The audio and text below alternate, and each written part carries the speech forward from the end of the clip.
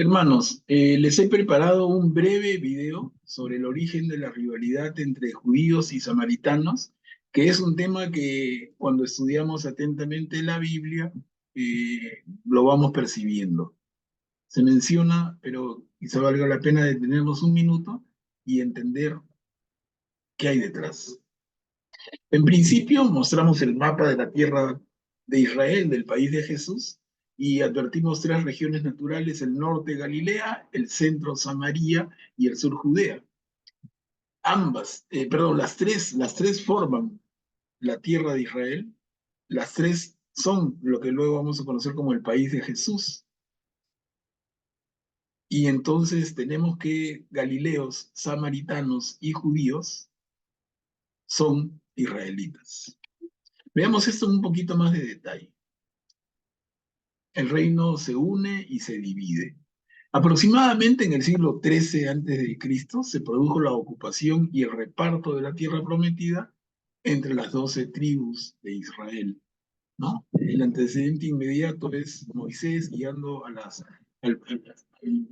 tribus por el desierto, la formación del pueblo de Israel y cómo el brazo derecho y sucesor de Moisés, que es Josué, entra a la tierra prometida guiando las 12 tribus y finalmente concluyen en el reparto de la tierra entre ellas. En el siglo X a.C., con David, las 12 tribus se unieron y formaron el reino de Israel. David conquistó la ciudad de Jerusalén y la constituyó en capital del reino. Salomón, hijo de David, heredó el reino y lo mantuvo unido. Durante su reinado, Salomón construyó el templo de Jerusalén, que se conocería como primer templo y que existiría hasta la invasión de los babilonios en el siglo V a.C. Tenemos aquí el periodo de oro del reino de Israel con David y Salomón. Tenemos la construcción del primer templo, como les digo, primero porque luego va a haber uno segundo, ¿no? El primer templo desde Salomón hasta el siglo V, cuando los babilonios invaden y destruyen el templo, lo vamos a ver en un instante. A la muerte de Salomón, el reino se dividió. ¿Por qué? Porque muchos israelitas rechazaron a Roboam, hijo de Salomón, como nuevo rey. Y esto debido a lo que consideraban abusos excesivos de Roboam. Finalmente, 10 de las tribus decidieron aceptar como gobernante al general Jeroboam y formaron el reino del norte o reino de Israel, con capital Samaria. Y las dos tribus restantes, Judá y Benjamín, aceptaron como rey a Roboam, el hijo de Salomón, y formaron el reino del sur o reino de Judá, con capital Jerusalén. Eso es entonces, hermanas, hermanos, un poco el resumen del inicio de la situación. Tenemos un reino que se forma con David, que se mantiene con Salomón, pero a la muerte de Salomón se divide. Se divide. Las 12 tribus se separan, 10 van para el norte y 2 quedan como sur. Las del norte adoptan el nombre de reino de Israel y la del sur reino de Judá. ¿Ok? La del norte capital Samaria, la del sur capital Jerusalén. Y acá tenemos una imagen muy sencilla del reino dividido. La misma tierra de Israel, dividida entre lo que está en celestito como reino de Israel, reino del norte, y lo que está en amarillito como reino de Judá, reino del sur. Y ahí vemos claramente Samaria con una estrellita, capital del reino del norte, y Jerusalén, una estrellita, capital del reino del sur. Y podemos notar a los vecinos por el norte, los vecinos por el este, los vecinos por el sur, y la frontera occidental, que es el mar Mediterráneo.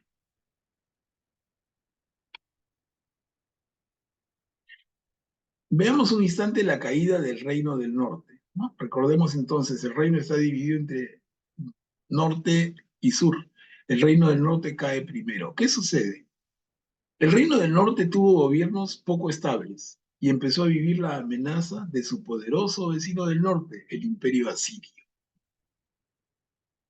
Incluso varios de los profetas anunciaron el riesgo inminente que significaba Asiria para ellos.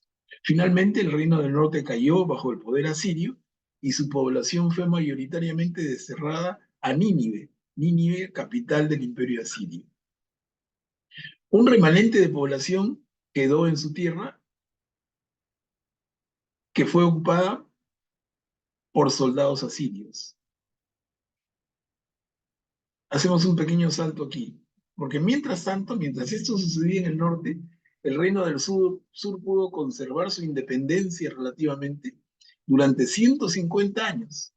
Y esto gracias a alianzas políticas muy hábiles que supieron hacer con Egipto, que hacía como contrapeso, ¿no? Entonces el reino del norte cae por la influencia de este imperio del norte y el reino del sur se sostiene por el apoyo del vecino grande que es Egipto al costado. Pero ya es un Egipto debilitado, ya no es el Egipto de antes.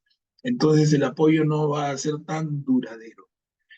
De todas maneras, hermanos, esto le da al reino del sur, digamos que 150 años de vida independiente cuando ya el reino del norte había caído absolutamente. Durante esos años, durante esos 150 años, los habitantes del reino del sur se sintieron superiores a los del norte. Y esencialmente, en tanto que estaban protegidos por el Señor, ellos, su lectura es que ellos no han caído como caen los del norte, porque ellos son protegidos del Señor. Y los del norte han caído por sus pecados. Bueno, los profetas se van a encargar de decirle a los gobernantes y a la población del reino del sur que les va a caer a ellos también, pero no les hacen caso. Lo importante es que en esos largos años se produjo un mestizaje entre los soldados asirios y las jóvenes samaritanas que quedan en su territorio. Esto se comprende, 150 años es muchísimo tiempo. Entonces se forman nuevas familias entre asirios y samaritanos, tienen hijos, y el tema es, ¿y qué religión tienen los hijos? ¿Se puede mantener pura la religión original? ¿O es que hay, como pongo entre comillas, este mestizaje, de elementos del uno con elementos del otro? Eso fue inevitable. Inevitablemente, entonces, esa circunstancia en Samaria trajo consecuencias que impactaron en su religiosidad. Como diferencias en la religión de los samaritanos, señalamos lo siguiente. En primer lugar, los israelitas del norte, samaritanos, limitaron su fe a la Torá y no al resto del Tanaj como los israelitas del sur. Acá, simplemente para que recuerden y no se confunda ninguno de ustedes, ¿no? La Torá son los primeros 5 libros de la Biblia, lo que conocemos nosotros en la Biblia católica como el Pentateuco. Entonces, los israelitas del norte toman, su Biblia es la Torá, los primeros 5 libros. Para el reino del sur luego, su Biblia va a ser la Tanaj entera, que además de la Torá, incluye los libros de los profetas y lo que ellos llaman otros escritos, ¿no? Acá tenemos entonces una primera diferencia grande que aparece como consecuencia de esta situación creada políticamente, esta separación del norte con sur por invasión del norte y todavía no invasión del sur. Y otra diferencia importante es que mientras los judíos, o sea, los israelitas del sur, realizaban el culto a Yahvé en el templo de Jerusalén, los samaritanos empezaron con la práctica del culto a Yahvé en el templo de Garizim, es un monte en la zona de lo que había sido el reino del norte, la zona de Samaria. Entonces, esto hace más dura la diferencia, ¿no? Los israelitas tienen un templo dedicado al Señor, Jerusalén. No, aparece un segundo templo, Garizim. Y acá tenemos una figura de sacerdotes samaritanos aún el día de hoy. Son poquísimos, pero todavía esa orientación, ¿no?, de una religión samaritana todavía se ve. Bueno, les decía que el reino del norte cae, el reino del sur se mantiene independiente, pero no más de 150 años.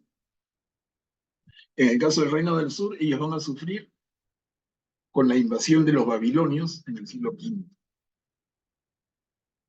Una parte importante de su población fue exilada a la propia Babilonia. Para suerte de los israelitas del sur, el exilio no duraría más de 70 años, pues Ciro el Grande, rey de Persia, conquistó Babilonia y permitió que los israelitas del sur retornaran a Jerusalén y reconstruyeran el templo, en lo que se conoce entonces como Segundo Templo. ¿No? Aquí aprovechamos y precisamos bien los conceptos. Entonces, el primer templo es el templo que construye Salomón, el hijo de David, y se mantiene desde el siglo X antes de Cristo hasta el siglo V, con la destrucción de Jerusalén como consecuencia de la invasión babilonia. Luego de 70 años, los israelitas del sur regresan con el apoyo del nuevo gobernante, que ya no es el babilonio, sino el Ciro, el persa Ciro, un hombre magnánimo, extraordinario. Regresan y reconstruyen el templo. Y entonces ese es el segundo templo, que es el que va a estar en pie hasta la vida de Jesús. Los que retornan a Jerusalén se reconocen judíos. Miren, decíamos nosotros que todo era tierra de Israel. En la época del rey David y el rey Salomón era el reino de Israel. Luego de la ruptura, reino del norte, reino del sur, reino de Israel, reino de Judea.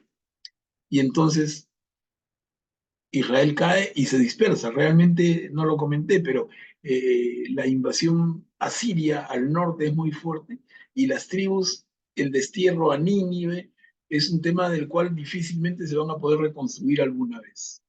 Tanto así que esto da pie a ese concepto de las tribus perdidas de Israel. Se refiere a eso, ¿no? A esas 10 tribus de lo que habían sido el reino del norte y que luego como que se desfuman. Pero el sur, las dos tribus, Judá y Benjamín, que son las que van a Babilonia 150 años después y que son liberadas por Ciro, regresan a Jerusalén, reconstruyen la ciudad y reconstruyen el templo. Y ellos ya se reconocen judíos. No, no van a renegar de israelita, no, pero van a ser más propiamente judíos. Y ellos van a dar forma definitiva a su religión. Se van a escribir en este tiempo la mayoría de los libros del Antiguo Testamento. Incluso les digo el libro del Génesis, para que tengamos una idea, ¿no? El retorno del exilio babilónico da pie a una un tremendo fortalecimiento de lo que ellos definen como su propia fe judía. Ese es el origen. Y resulta que los samaritanos no apoyan la reconstrucción del templo de Jerusalén. Les digo como elemento más saltante, hay muchos más detallitos, pero digamos, acá claramente los samaritanos no apoyan a sus hermanos del sur para reconstruir el templo de Jerusalén. Entonces, los hermanos se han distanciado definitivamente. Eso es lo que quería presentarles como elemento para comprender el origen de las diferencias, el origen del resentimiento entre samaritanos y judíos, entre judíos y samaritanos. Y luego vamos a encontrar entonces en el mismo Nuevo Testamento algunas escenas en que se habla de judíos y samaritanos y podría entonces no entenderse claramente. Uno dice si ambos son israelitas. Creo que esos elementos nos dan una idea clara de por qué las cosas toman el cariz que toman. Espero que este corto video les sirva y cualquier cosa siempre a su disposición. Gracias.